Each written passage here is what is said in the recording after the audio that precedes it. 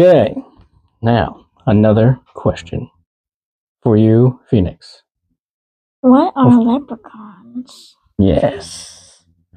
This topic is pertinent for the day because we haven't actually dropped any of our episodes that we've done yet. So tomorrow's going to be the day. Mm-hmm.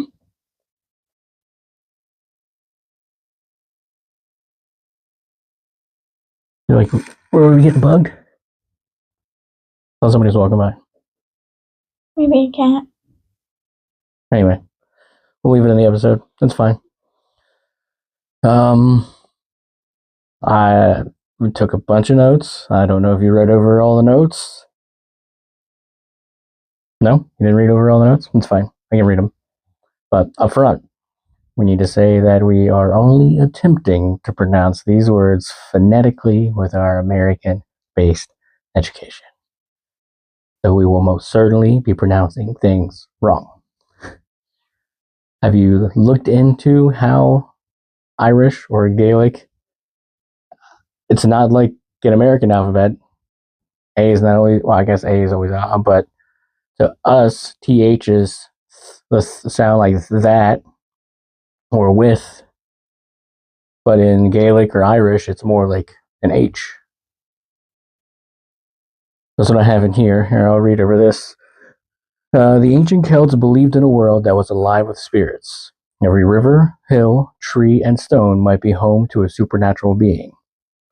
They saw the land as sacred, and the Tua de Danann, a race of godlike beings, were believed to have once ruled Ireland before retreating to the She, or Fairy Mounds, after being defeated by the Milesians. Now that one I didn't actually look up the pronunciation. The Milesians were the ancestors of modern Irish people. Now, Tua de Danann is spelled Tuatha space DE space DANANN. Tua de Danann. And the E on the day has a little, Right. What are they? I don't know what they're called. You know what they're called? One day we'll find out. Or somebody will tell us. Over time, these great deities and nature spirits diminished in stature and folklore.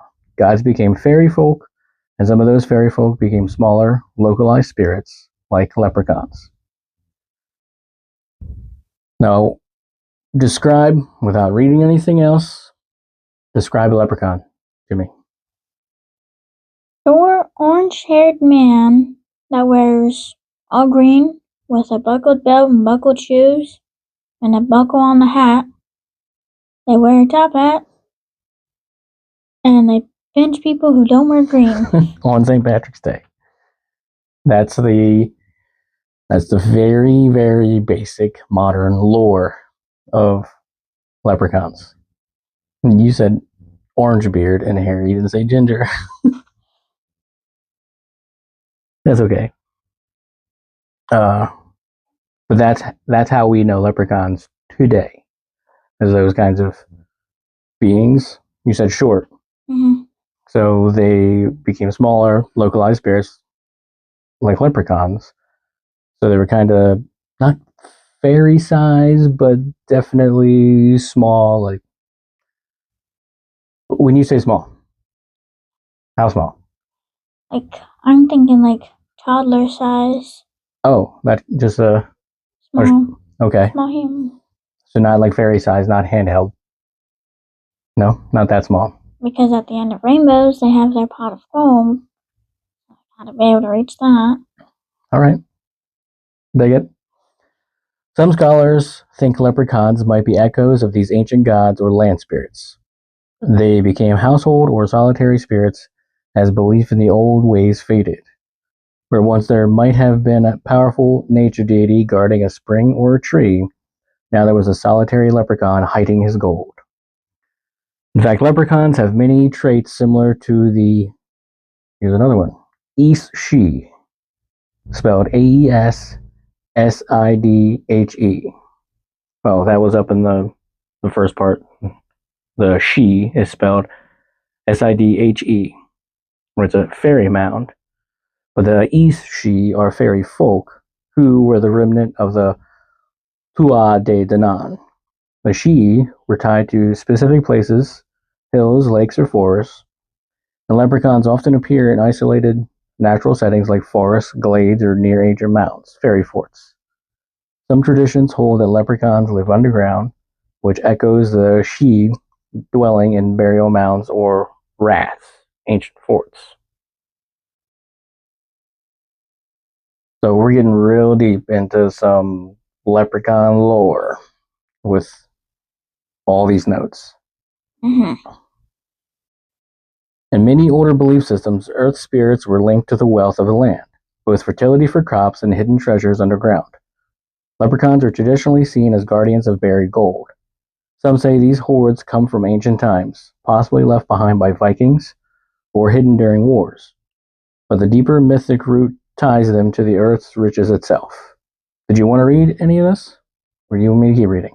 You keep reading. Okay. Maybe some future episode you'll read. This connects them to the old concept of Jasonic deities, gods or spirits of the underworld who control the hidden wealth of the earth. Ancient Irish myths often talk about treasures guarded by beings under the earth, and leprechauns fit that pattern perfectly. Leprechauns are classic trickster figures. Many old Celtic stories include cunning, mischievous spirits who test mortals. The leprechaun's ability to twist wishes, slip out of traps, and trick greedy people connects them to this older archetype. Tricksters often serve as moral lessons in folklore, warning against greed, pride, or foolishness, common themes in Celtic stories. And I'm pretty sure you've never watched any of the Leprechaun horror movies. They came out, the first one came out 20 years before you were born. Yeah. Makes sense why I didn't watch it. But they're like over the top goofy horror movies. So the actor who played, as you would know him from Harry Potter, Professor Flitwick. Short guy. The actor's name is Warwick Davis. But obviously he looked like a goblin type thing in Harry Potter. No. I do. He didn't? Flitwick didn't? No. Okay. I guess I must be thinking of the goblins in Gringotts. Anyway. But Warwick Davis played the Leprechaun in most of the Leprechaun movies. So one of the wishes where they wish for gold. I'm pretty sure this is how it went down. They wish for gold, and what the leprechaun did was give this person gold, but he filled that person's belly up with gold, and eventually it burst and killed this person in the in the movie. Sounds pretty gruesome. Yeah, it's gruesome. It's just one of those wacky horror movies somebody thought was a good idea. And one of the ways that they distracted the leprechaun so they could get away from him, or whatever. I guess it was just getting away from him, not trying to. It was just distraction for whatever the reason was. But he was compelled to shine shoes, and we'll get into that kind of lore in the notes here. But so the people that were running would take their shoes off and throw their shoes at him, but he was compelled to run over and grab the shoe and shine it, and run over, grab the next shoe and shine it. It was just so goofy, over the top stuff. All right. Why are leprechauns depicted as cobblers, shoemakers? It's a mystery, but there are clues. The Celts honored craftsmen, especially smiths, who worked with fire and metal, considered magical trades. Shoemaking, while humbler, might have had spiritual resonance. Shoes are linked to travel between worlds, journeys, and protection. In some folklore, fairy shoes are made to help spirits travel safely. A leprechaun endlessly crafting shoes might symbolize the passage between this world and the other world. First mention of the other world. We'll get into what that is. Leprechauns represent a fading of old beliefs into folk memory. As the ancient gods and spirits became Christianized or diminished, what remained were small, mischievous beings, still powerful, still magical, but no longer worshipped or feared as gods. They are survivors of Ireland's mythic past, keeping alive echoes of the old Celtic reverence for nature and the unseen. There are a few deities and mythic figures from the Tuatha De Danann that stand out as possible ancestors to the leprechaun legends. Lugh, spelled L-U-G-H, is one of the greatest heroes and gods in Irish mythology. He's known as, here we go, Sa Mil Da Nook. And spelling of that is S-A-M-I-L-D-A-N-A-C-H. Sa Mil Da Nook, or Danuk. The mini-skilled, because he excelled at every craft, warrior, poet, sorcerer, smith, and more. He's a trickster, but also a god of justice and kingship. Possible leprechaun connections to Lugh. Leprechauns are master cobblers, shoemakers. Lugh was also tied to craftsmanship, particularly with his association with artisans and inventors. Lugh's cleverness and cunning in myth resonate with the leprechaun's mischievous, clever nature. Lugh owned several magical treasures. The Spear of Lugh, a little humble there, isn't he? His spear is named after himself. Silly god. And the boat Wave Sweeper, which sailed wherever he wanted. Some say the leprechaun's hidden gold and magical abilities are faded versions of this legendary wealth. And the next one is Govnu, spelled G-O-I-B-N-I-U. Pronounced Govnu. Crazy Irish people. Govnu was the divine smith of the Tuatha De Danann. He forged weapons for the gods that never missed and brewed a nail of immortality. Might dig into that, see what that is. Smiths were considered magical figures working with fire, metal, and hidden knowledge. Possible leprechaun connections for Govnu. Crafting shoes, especially for travel between worlds, could symbolically link to Govnu's role in preparing the gods for battle. Smith gods often worked underground, deep in the earth where metals and fire reside. Leprechauns are said to live underground or in ancient mounds, working tirelessly at their craft.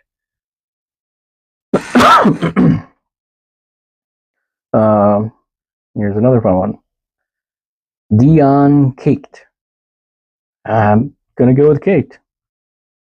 That's what it looks like to me, but it's spelled D-I-A-N-C-E-C-H-T. Dian Caked. Dian Caked was the physician of the Tuatha De Danann. Healing, craftsmanship, and restoring balance were his realms. Possible leprechaun connections. Shoemaking. In a symbolic sense, is about preparing someone for journeys, even into the afterlife.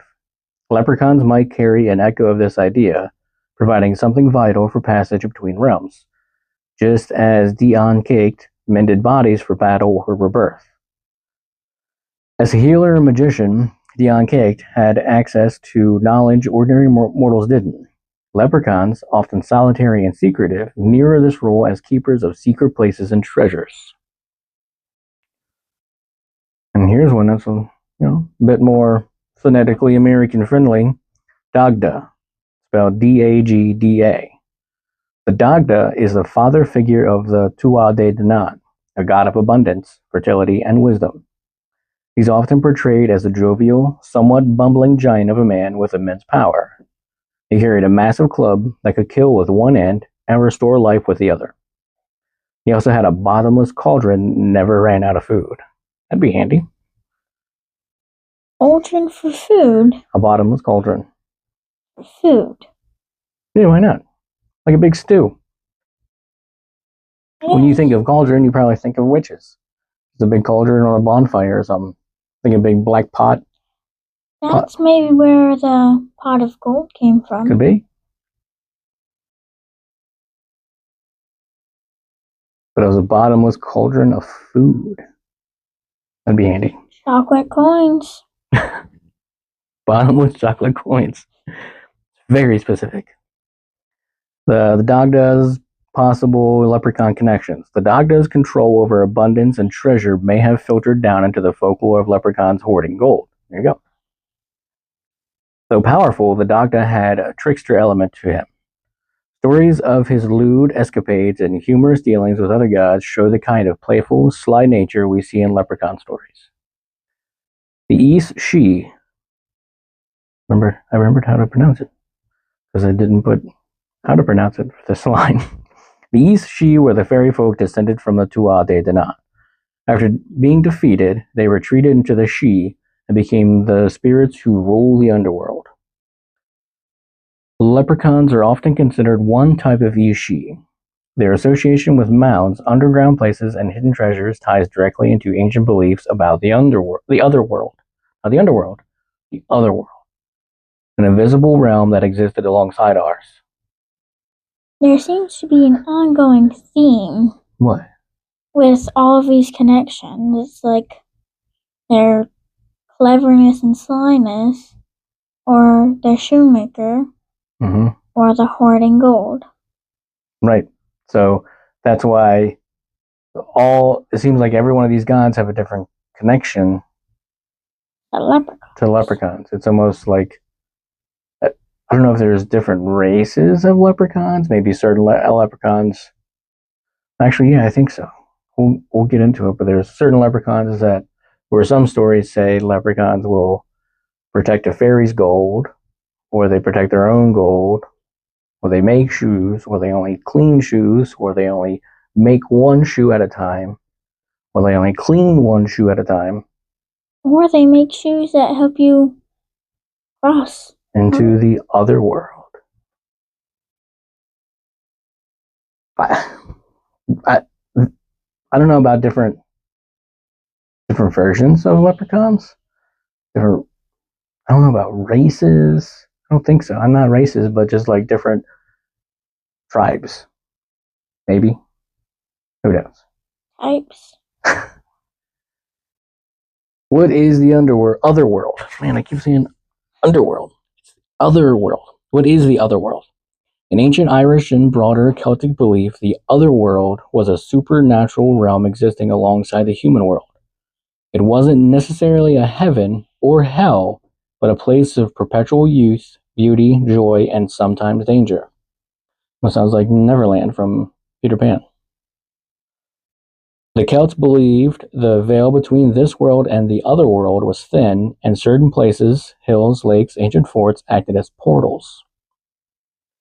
The other world is known by many names in Irish myth. Now, these ones I didn't put a pronunciation next to. I'm just winging it.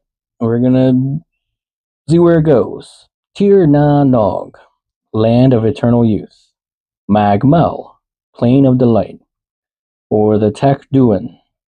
I have a feeling that's wrong. I didn't put any pronunciation there. Tech Duin, House of Dawn. Sometimes seen as a place where souls journey after death. Like afterlife. Right. Now this is an interesting thing. A single day in Tir na Nog might equal hundreds of years in the mortal world. It's often depicted as a land of eternal spring, filled with lush meadows, bright colors, and endless feasts. A day could be hundreds of years. A day there is hundreds of years here. Crazy. There's no sickness or old age. Neverland. Not all who enter the other world return, and those who do often find their mortal world has drastically changed. Yeah, it's going to be changed. If you're just hanging out over there, having lunch, by the time you get back here, it's been 100 years. Or at least 50. Right. Whole generation. Bye-bye. So how do people enter the other world? Not just die, but you can just go there. Fairy mounds or burial mounds called She were believed to be entrances. Lakes and rivers often served as doorways.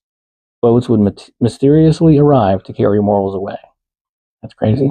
It kind of reminds me of the boatman on the river Styx. Didn't he have a name? Virgil? Maybe it's not Virgil. I don't know.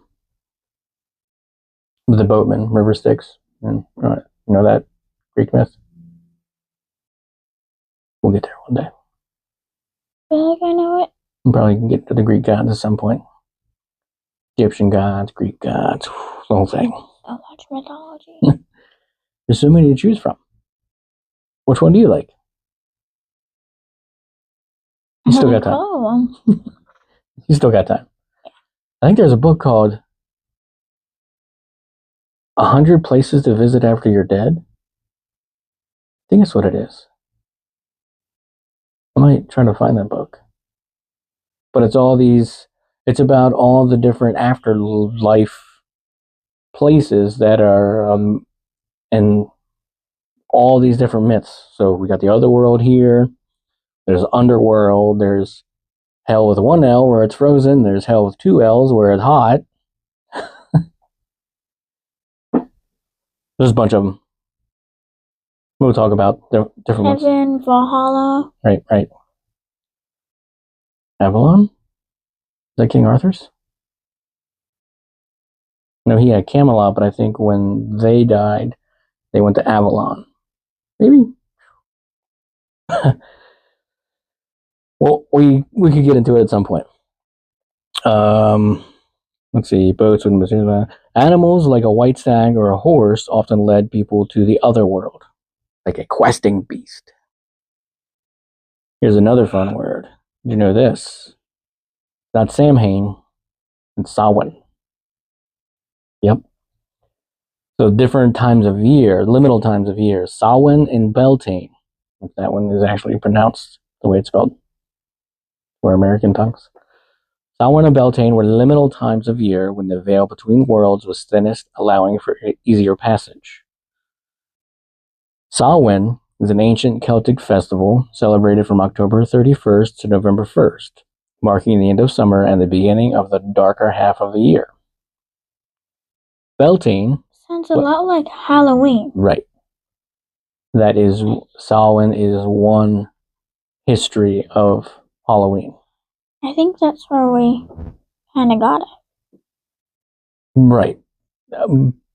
But as time goes on, they do certain traditions at Samhain, and things have been modernized and not corrupted, but not twisted either, but I guess modernized, but it's been changed somewhat. So it's not just a harvest festival anymore, because it was to celebrate the final harvest of the year and get ready for the times when things aren't growing for a few months. Winter Last time you go out and see everybody for a while, because you're just going to hunker down and eat whatever food you've saved and stay by the fire and all that. Like hibernate, basically. Yeah. And then you don't see anybody until, well, maybe not until Beltane, but one of the other ones. There's four parts of the Celtic wheel of the year. I'm going to talk about all of them quick. So, just like seasons, exactly like seasons. Beltane, also known as May Day, is a pagan ritual celebrating the height of spring and the midpoint between the spring equinox and summer solstice, often marked by bonfires, dancing, and honoring fertility. Beltane, May 1st. It's a time everybody's hanging out, and maybe you've already got your new crop sown into the ground, and now it's time to celebrate that. New life. Yeah. Celebrate new life, fertility, all that. The other two quarters of the Celtic wheel of the year are Imbolc, spelled Imbolc, also known as St. Brigid's Day, or it's Brigid's, St. Brigid's or Brigid's. I don't know. It's one of them, maybe. Or Candlemas is a pagan holiday celebrated on February 1st, marking the midpoint between the winter solstice and the spring equinox, and symbolizing the beginning of spring and renewal. There you go, there's that one. And the last quarter is Litha, Litha, also known as Midsummer, is a pagan holiday that takes place on the summer solstice. It's a time to celebrate the sun's power, the longest day of the year, and the start of summer. It seems like all these are, maybe they're not so seasonal, kinda, but they're all real close. So, Imbolc is February 1st, and it's not too far until May 1st for Beltane. And then Samhain is Samhain is the end of summer, and what was the last one? Litha is the middle of summer. Well, is summer day. So we got February 1st, we got May 1st, we got June, well, the end of June-ish, 3 quarters away, June 21st, 22nd, 21st, 20th, one of them. I should know this, but I don't. And then Samhain is October 31st, November 1st. It seems like they're so close to each other. And then there's just 3 whole months of darkness. Alright, that was fun. Back to leprechauns. The earliest known references to leprechauns come from medieval Irish literature. The word leprechaun, Leipreachan, is thought to have derived from the Old Irish lucropan, Luchorpan, meaning small body. Another possible origin is lupracan, Lupracan. Sure, I'm going to spell everything. Potentially meaning sprite or pygmy. The earliest appearance of a leprechaun-like figure is in the 8th century tale Ectra Fergus mac Leti, or The Adventure of Fergus, Son of Leti. But I also saw the Saga of Fergus, Son of Leti. Well, just so you know. It's where King Fergus of Ulster encounters tiny water-dwelling creatures known as lucropan. Now this one has an I in it, Luchorpan. These beings drag him into the sea, but somehow he escapes and he captures them and secures 3 wishes for his release. So there's that wish thing. Again, I don't think we talked about the wish at all. When you're capturing a leprechaun, and they will get you 3 wishes to let him go. Or if you capture them, they'll lead you to their pot of gold, that kind of thing. But there's other stories where if you're nice to the leprechaun, then you'll get they'll gift you something in return. So if you're mean to them, they'll do something nasty to you. But if you're nice to them, they'll be nice to you. Makes sense. Yep. Over time, leprechauns evolved from these early stories into the classic solitary fairies of Irish legend. Unlike other fae, leprechauns are almost always male and are often depicted as old, bearded, and dressed in green or red, depending on the region and era. We're recording. Yeah, right now.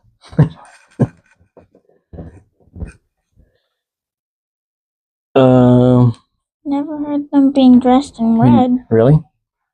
Yeah, that was new to me too when I was going over this. Because I think their hat was green and their clothes were red, or vice versa. One of those. Yeah.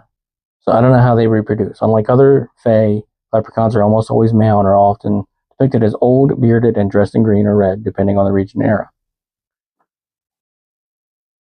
Weird.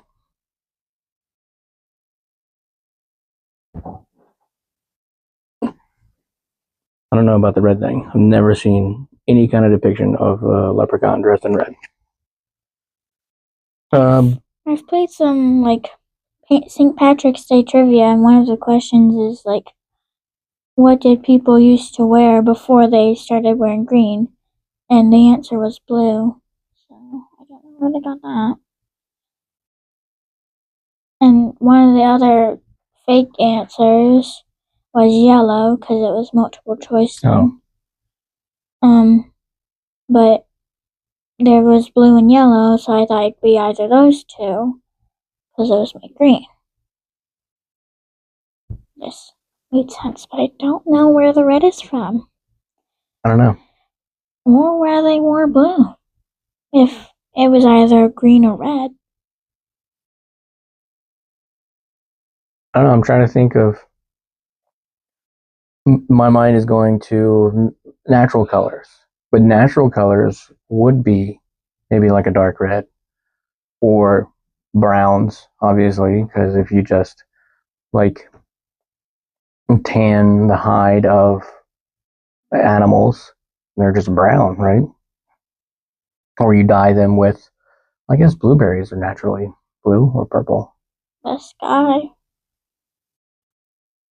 Well, yeah, the sky is a natural color, but to get it in clothing, you got to go through a whole dyeing process. I don't know. They probably use like flowers. Yeah, whatever kind of fruits and flowers and all that to mash up colors. Blue, green, red.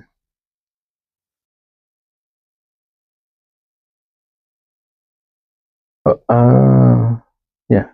By the 19th century, leprechauns became associated with cobbling shoes, said to be their trade, and hoarding pots of gold. A trope likely linked to stories of hidden treasures from Viking invaders or ancient Celtic hordes. Leprechauns are typically loners, unlike many fairies who live in communities. They're often described as cranky but clever. They're often heard hammering away in the distance working on another shoe. Perhaps the most famous myth is that leprechauns hide their gold at the end of rainbows. If you catch a leprechaun, you might force him to reveal the location of his hidden treasure. But beware, leprechauns are master tricksters, and they often outsmart their captors with cunning and riddles. Similar to genies in Middle Eastern folklore, leprechauns sometimes grant 3 wishes if caught. However, their wishes often came with a twist, punishing greed or foolishness. Originally, what? That's what I was thinking when you said about the wishes. From the horror movie? Twisted wishes. Mm-hmm. But again, there are like at least two different types right there. So you can either catch a leprechaun and that it will say it will grant you 3 wishes, or hey, my pot of gold's over here. Like, how do you know which one's which? The shade of green is wearing? I don't know.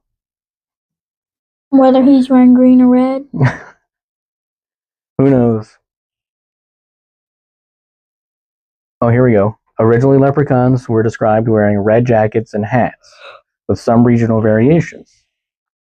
It wasn't until the 20th century, particularly influenced by American pop culture and St. Patrick's Day imagery, that green became the dominant color associated with them. Leprechauns symbolize Ireland's deep-rooted mythological traditions, its complex relationship with wealth and luck, and its mischievous humor. Over time, they transformed into commercial mascots like the Notre Dame Leprechaun or the Boston Celtics Lucky the Leprechaun. And I don't know what the mystery is there. Why did they name them the Boston Celtics and not Celtics? I don't know. What I'm also wondering is, St. Patrick's Day was before leprechauns were green? So it didn't come with leprechauns. No. And they mashed leprechauns into the St. Patrick's Day thing. Then we gotta get into that. Yeah, what is St. Patrick's Day? Period. Where did it come from? And how did it reach America before leprechauns? I don't know. We have to get into it. Probably Irish immigrants. Well, yeah, sure. Because they came over and they brought their traditions with them. As immigrants do. Yep. And then everybody's like, oh, that's a cool thing to do. Let's all do it together. Now we're all Irish. Yay. We're on Cinco de Mayo, we're all Mexican. And on Star Wars Day, we're all Star Wars fans. Everyone's a Jedi. Or you're not. Or you're a Sith. Ooh, there you go. May the Force be with you. And we can't forget everyone's favorite cereal mascot, also Lucky, with his Lucky Charms. You're magically delicious. I don't know why I said that in a sinister voice, but while leprechauns are famous for their gold, their cousins, the chloricons, are lesser known, but no less fascinating. Look, have you heard of the chloricons?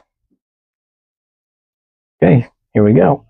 Not much on them, but the chloricon is often seen as a nocturnal version of the leprechaun, usually drunk and rowdy. Some legends claim they protect a household's wine cellar. If treated with respect, but if insulted or neglected, they'll spoil all the wine and wreak havoc on the household. One old tale tells of a chloricon named Naganin, who haunted the wine cellar of a lord's manor. He would ride the sheep at night, scaring them to death, and sour the milk.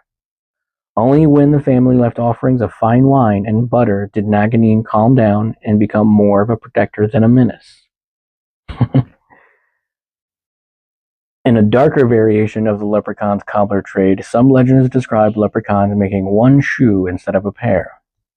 This single shoe was said to belong to a fairy child or a spirit destined for the other world, or sometimes it was made for a corpse being prepared for burial.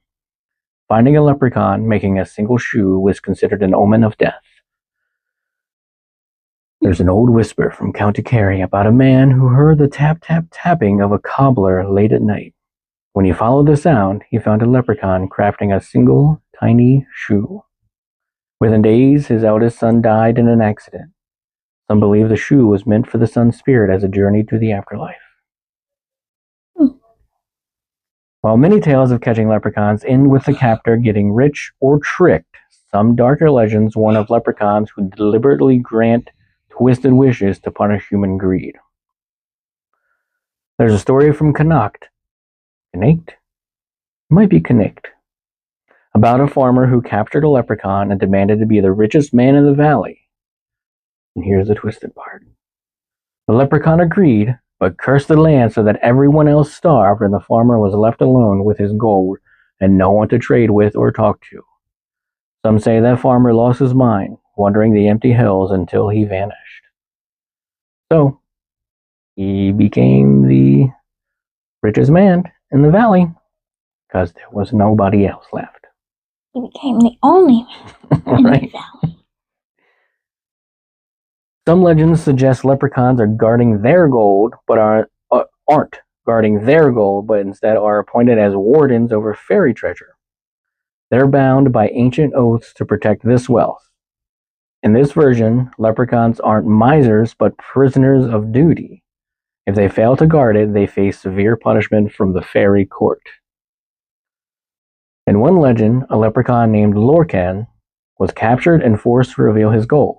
As soon as the man took it, the earth opened up and Lorcan was dragged into the underworld as punishment. It said you can hear Lorcan's hammering still, working off his debt, doomed to cobble shoes for eternity. Most modern stories paint leprechauns as tiny old men, but some ancient tales give them more frightening powers. There's a belief that leprechauns can shift into animals. See? Another crazy thing. Shapeshifters. What? Where'd it come from? Usually hares or black cats to escape or spy on people. Some rural folklore warns that if a hare crosses your path on certain nights, it might be a leprechaun keeping an eye on you, or worse, plotting a trick. That also explains black cats crossing your path. Keeping an eye on you. Or bad luck. Or worse, plotting a trick. Bad luck. Yep, bad luck. Wonder if that's where that comes from, though. But leprechaun shapeshifted into a black cat, and everybody's gonna watch out for black cats crossing their path. That could also be where the suspicion in the mid-European times when they thought black cats were witches. familiars. We talked about that in the previous episode. Yay, callback. There's a tale from Ulster about a hunter who shot a hare with silver buckshot. Why are you shooting rabbits with silver buckshot? Can you use regular? Anyway, only to find a trail of blood leading to an old man's cottage. Inside, he found a wounded leprechaun who cursed the hunter's family for 7 generations. Bad luck. Yep. I think this is where we get our thing. Black cats, if they cross your path, you'll get bad luck. It's a weird tie-in. Didn't think that was going to come up in the leprechaun episode. Me neither. I thought the Irish folklore would be so much separate from witches. Everything's tied together. That's right. Yeah, so... Overall, from then to now, Ireland transitioned from paganism to Christianity, and those powerful gods we mentioned were reduced in folklore to fairies, spirits, and later, solitary figures like leprechauns. What was once divine became diminutive, but not powerless. The leprechaun, then, is a relic of the old Celtic worldview, where nature spirits and gods shape the world, rewarded the worthy, and punished the greedy. And if you don't have anything else, that will conclude our answer to what is a leprechaun. Got anything else? Leprechauns were red, kind of red before. Now they're bright green. Didn't talk anything about buggles. Buggles? How they have, like, belt here? Oh, buckles. Yeah, belt here, and buckles on their shoes. Weird fashion choice. All green. Like a little green pilgrim. Yeah. Little green ginger pilgrim. Ginger toddler pilgrim. Little emerald pilgrim. Little toddler ginger emerald pilgrim. That's what I'm calling them from now on. With beards. They got their ginger whiskers on. Yep. All right. Another question answered? Maybe? Or does that leave us with more questions? I think we got more questions. Yeah. Sometimes that happens. More questions than answers. But more questions means more episodes. Yeah. They're associated with St. Patrick's Day, but all this stuff had nothing to say about St. Patrick or his day. No. Guess we're going to have to get into that too at some point. What's that connection? Why is that connection? You can catch a leprechaun anytime. Who is St. Patrick? Where did he come from? Cat from Ireland. On St. Patrick's Day. Cat. Said cat, but it's just some guy. I don't think. We're going to have to get into it, but is there an association with hunting snakes? Yeah, that's where I'm going too. I've heard stories about that. Yeah, we're going to have to get into that. That's going to be the next St. Patrick's Day episode. What is St. Patrick's Day? How's it tied to leprechauns? Where did he come from? How did he save Ireland from a bunch of snakes? Or something. I think that's a myth. Could be a myth. I think that's it. Like snakes or something. Yep. So many snakes in Ireland, I guess. And all these answers brought us for more questions. And that might be the theme going forward. Yep. These answers just bring more questions. But we'll do something totally different for the next episode. We'll get away from the green stuff and leprechauns and all that. Yeah, I would. Guess I'm not done yet. Why would they be associated with St. Patrick's Day? Rainbows occur anytime. Where did Pot of Gold? Well, I mean, they're hiding or guarding somebody's gold. But why are they at the end of Rainbow? Because usually they're underground. Right? Guarding pots of gold or whatever. I don't know. Do those come in Just a weird combination. I guess it comes with the meadows and like the Neverland stuff, like the lakes and meadows, bright colors. Yeah. Like I come from there. More questions. Never-ending array of questions. Always question, but you're not always gonna. Yep. There's more questions. That's it. Mm-hmm. That's our episode on leprechauns. Episode 2. Yep. Okay. I think we're done now. Click. Where's it looking? A production of Wayward Things Network.